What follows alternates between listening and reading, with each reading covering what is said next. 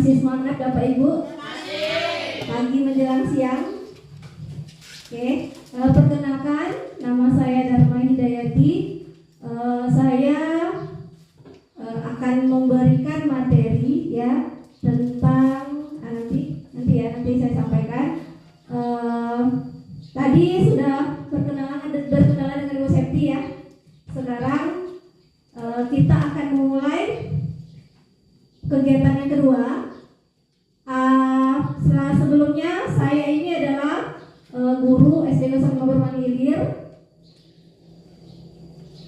Saya mengajari kelas 6. Saya adalah guru penggerak angkatan 8. Jadi kita di sini sama-sama berbagi. Jadi mungkin banyaklah ilmu Bapak Ibu dari kami.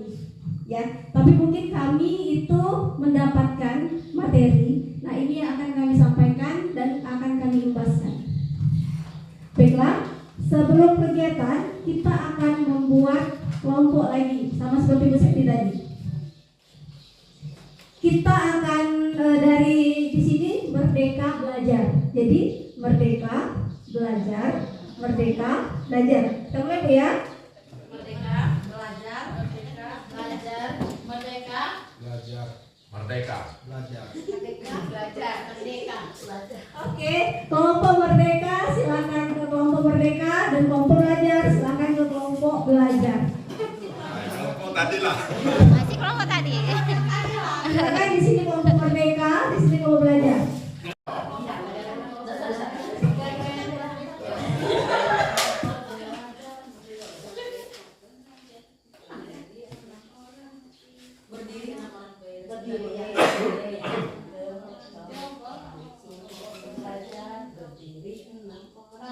Satu. Siapa yang suka dengan kelompok merdeka? Siapa yang suka dengan kelompok merdeka? Siapa yang suka dengan kelompok merdeka? Kelompok merdeka selalu menyala. 1, 2, 3. Kami kelompok belajar terdiri 6 orang, 5 yang cantik-cantik, ada 1 yang ganteng. Kami semangat belajar, belajar nomor 1, kelompok belajar semangat.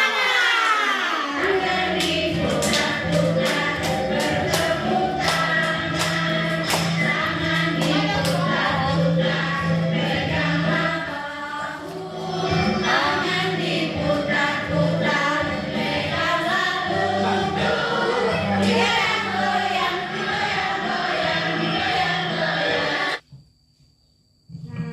Kurikulum Merdeka. Sebelum kita berdiskusi lebih lanjut tentang kurikulum Merdeka, mari kita ingat-ingat kembali tentang dengar tentang kurikulum Merdeka. Kita akan bermain memilih pernyataan yang benar. Jika pernyataan yang tayang menurut Anda benar, silahkan tepuk tangan. Dan jika pernyataan yang tayang menurut Anda salah, silahkan tepuk tangan ke lantai. Tapi di sini silahkan berdiskusi dengan kelompok kalian tadi. Ya Bapak Ibu. Sebelumnya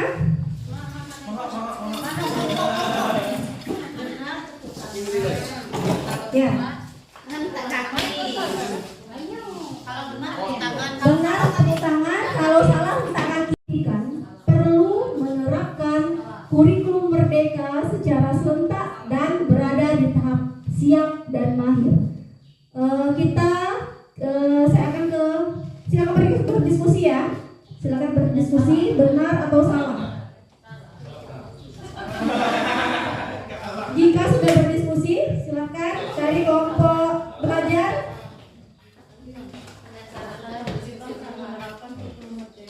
Oke, silakan. Salah? Salah. Kalau salah tadi apa? Oke. Iya. Kami mewakili dari kelompok belajar. Kalau satuan pendidikan perlu menerapkan kurikulum merdeka secara serentak dan berada di tahap siap atau mahir, rasanya ini tidak bisa kita laksanakan karena kurikulum merdeka ini sebenarnya kalau memang itu harus dilaksanakan, kita tidak perlu menentukan apakah sekolah ini siap atau tidak. Itu kan harus dilaksanakan. Kalau memang saatnya kurikulum merdeka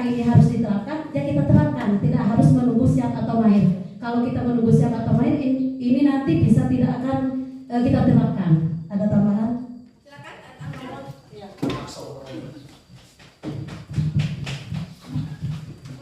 Menambahkan sedikit tentang kurikulum merdeka ini, kita tidak bisa secara serentak kemudian berada di tahap siap atau mahir, karena kita berpindah dari kurikulum sebelumnya dari kurikulum K13 ke kurikulum merdeka. Ini tentu membutuhkan persiapan yang cukup matang. Kita mulai dari kelas 1 dulu dengan kelas 4 seperti itu. Kalau kita mau serentak dan di tahap siap dan mahir, rasanya kita tidak mungkin, karena transisi dari kurikulumnya itu agak berbeda. Kemudian memang tidak jauh berbeda, ini perbaikan kan. Tapi tentunya ini akan kita harus mengubah dulu stigma guru-gurunya seperti itu tentang kurikulum merdeka, karena kalau dari sebelumnya kan agak berbeda dari proses pembelajaran kita. Kalau di kurikulum K13 memang lebih berpusat kepada siswa. Tapi di K13 di kurikulum merdeka ini kan lebih lagi ditekankan ke belajar kita lebih ke berpusat kepada siswa seperti itu.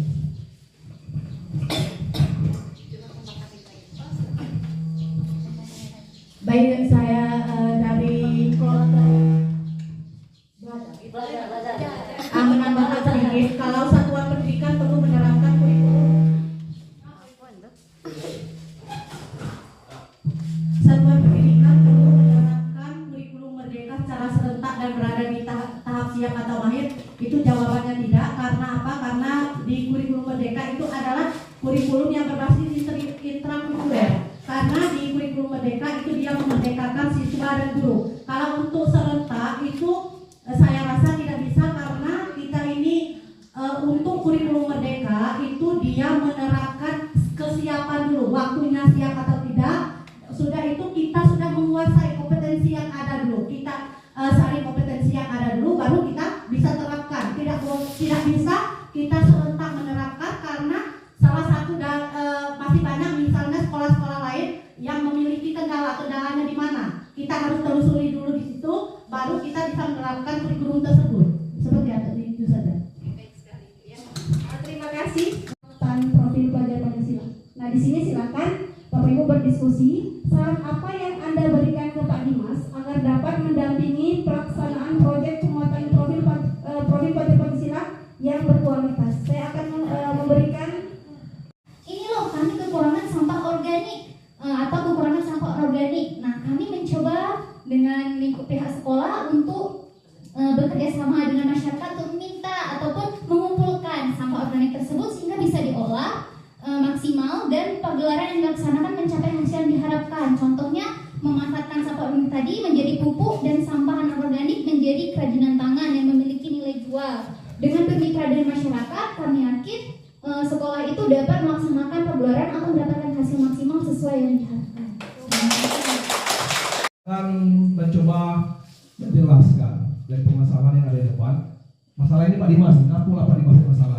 Nah, ini Pak Dimas nih. Jadi pertama itu kami menyarankan kepada Pak Dimas untuk mengelompokkan terlebih dahulu mana sampah organik dan mana sampah anorganik. Jelaskan dulu sama anak, ini sampah organik. Sampah organik ini berupa dedaunan dan bisa kita proses untuk menjadi bahan pupuk. Kemudian sampah organik, apa ini contoh-contoh dari sampah anorganik ini? Berbentuk dari plastik kan biasa kan, botol minuman, seperti. Apa hasil yang dihasilkan dari situ? Bisa nih yang terpapar di dinding kelas ibu, bisa menjadi hiasan kelas. Terus satunya. Sementara keterlibatan ini akan bisa terlaksana kalau seandainya memanggil ataupun syukur-syukur gurunya ini ahli nih, membuat kerajinan kayak gitu kan. Kalaupun tidak, kita dapat ahlinya bagaimana cara membuat kerajinan dari botol minuman seperti itu, sehingga mendapatkan hasil seperti hiasan kelas ini. Mungkin Jadi mungkin itu saja materi dari saya. Warahmatullahi wabarakatuh. Waalaikumsalam warahmatullahi wabarakatuh. Nama saya Fitria Sulastri. Saya berasal dari SD 06 Bermani Ilir untuk sebelum pemaparan materi yang tadi dijelaskan baik dari Ibu Septi maupun Ibu Dharma tadi untuk masalah yang kelompok belajar Ibu Septi, kami sangat berterima kasih sekali. Kalau seandainya sekali lagi kalau ada undangan lagi ke sekolah kami, kalau bisa bukan kami saja, seluruh dewan guru bisa direkrut, kami sangat berterima kasih karena banyak ilmu-ilmu yang didapat dari Merdeka Belajar sendiri, Bu. Dari pemaparan materi yang bisa saya simpulkan, pemaparan materi yang kedua tadi masalah kelompok belajar ya, Bu ya. Yang kedua tadi Merdeka Belajar, untuk Merdeka Belajar itu sendiri itu saya tarik kesimpulan itu tidak bisa diterapkan secara serentak, Ibu Septi. Untuk kelompok Merdeka Belajar itu sendiri itu dia memerlukan waktu yang cukup dan dia juga memerlukan potensi yang memadai. Ketika kesiapan itu, ketika sekolah itu sudah siap melaksanakan, dia bisa langsung menerapkan sesuai dengan materi-materi yang didapat baik dari KKG dan sebagainya. Nah, untuk masalah yang P5 itu tadi, untuk pengawas itu dia bisa mengawasi, tetapi yang menerapkan itu adalah tergantung dari sekolah itu sendiri. Untuk masalah penerapan P5, melihat dari contohnya seperti daur ulang sampah tadi, dia melihat memilah sampah organik maupun non organik biar bisa didaur ulang. Baik sampah non organik sendiri bisa dibuatkan seperti pupuk maupun yang non organik bisa dibuat untuk kerajinan tangan yang memiliki nilai jual yang sangat bagus sekali. Mungkin itu saja Ibu Septi. Kasih aplaus. Ini ada hadiahnya karena sudah berbagi apa yang diperoleh hari ini. Alhamdulillah dapat Sarung. Akhirnya. Terima kasih dari SD 6. Ini saya mau minta perwakilan dari SD 13 menyimpulkan saja ya apa yang diperoleh hari ini. Biasanya berbeda ya satu sama lain yang diperoleh hari ini. Yang bisa disimpulkan yang silakan Bu, bebas ya. Assalamualaikum warahmatullahi wabarakatuh. Waalaikumsalam warahmatullahi wabarakatuh. Dari pemaparan yang disampaikan pemateri tadi, mulai dari tentang komunitas belajar tadi, saya dapat menyimpulkan bahwa komunitas belajar itu adalah proses kita berbagi, kemudian tempat kita sharing, tempat kita saling berbagi pengetahuan dan ilmu kita bersama guru, supaya proses pendidikan kita, proses pembelajaran kita bisa berjalan dengan baik dan kita bisa mendapatkan, bisa mengimbaskan kepada siswa-siswa kita, murid-murid kita menjadi lebih bermakna. Kemudian kalau dari tentang kurikulum Merdeka tadi sama dengan yang disampaikan dengan Ibu P tadi. Yang kami ingat, yang kami salah tadi, soal yang salah tadi. Ternyata kalau kita mau menerapkan kurikulum Merdeka, jangan itu tidak bisa itu melibatkan kepala satuan pendidikannya, bukan ada di tangan kepala satuan pendidikan, intinya seperti itu. Jadi kalau kita simpulkan secara garis besarnya tentang dua materi ini, bahwa kurikulum Merdeka dengan komunitas belajar itu saling ada keterkaitan. Kita guru harus belajar dan kita jangan merasa sudah menjadi pengajar jadi kita stop untuk belajar. Jadi guru tetap harus belajar, seperti itu. Demikian. Sepenir dari Bu Dharma. Kasih salam dulu. Ya. Terima kasih. Saya minta perwakilan dari SD 05. Ini Pak Polin. Siapa? Aku Mika ke. Siapa yang mau? Oh. Ya. Ini ya ada apa? Tidak mesti orang. Ya. Mas orang dalam. Orang dalam ini. Nggak ada orang dalam kita. Ayo. Kita di sini SD 05 ya. Di dalam galo. Tadi dia mau orang dolo. Gara-gara yang mau dalam sekarang dalamnya. Terima kasih atas kesempatannya Pak. Saya akan mencoba untuk merangkum dari materi yang telah disampaikan oleh pemateri tadi. Yang pertama itu kelompok belajar. Kelompok belajar ini kenapa penting dibuat? Karena saya berkeyakinan sebelum mencerdaskan anak-anak itu, gurunya dulu yang harus dicerdaskan. Bagaimana gurunya bisa mencerdaskan anak kalau Merdeka Belajar saja, gurunya tidak tahu apa itu Merdeka Belajar. Seperti itu yang pertama. Yang kedua, dari kelompok belajar.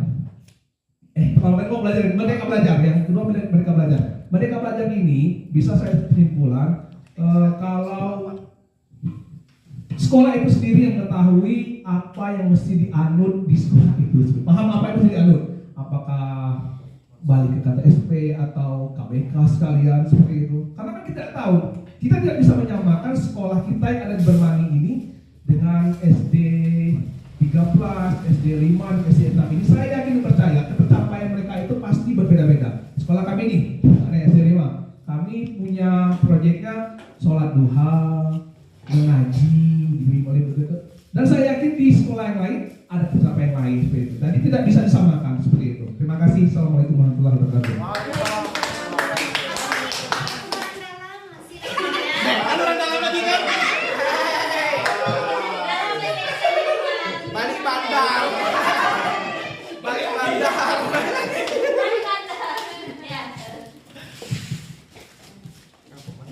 Idanda bagikan ke kami. Nah.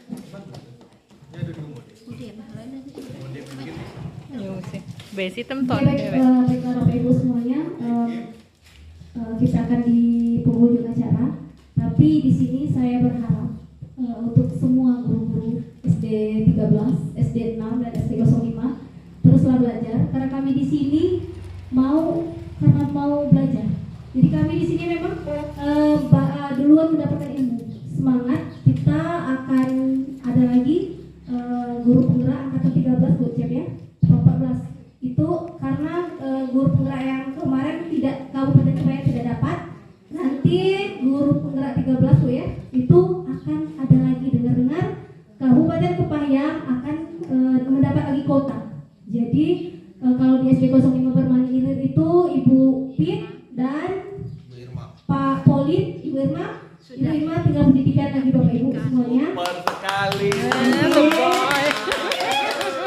Itu kita di SD 05 Ibu Pin dan Pak Polin, begitu di SD 13 dan SD 6. Kita semua di Bermani ini punya potensi. Baru di Kabupaten Kepahyang ini baru SD di Bermani Ilir inilah yang baru ada 3 guru penggerak ini. Ya, berarti di sini SD Bermani Ilir tidak kalah dengan SD Kabupaten Kepahyang, tidak kalah. Karena ya di Kecamatan Kepahyang itu sekolah besar saja ada gurunya yang bukan guru penggerak.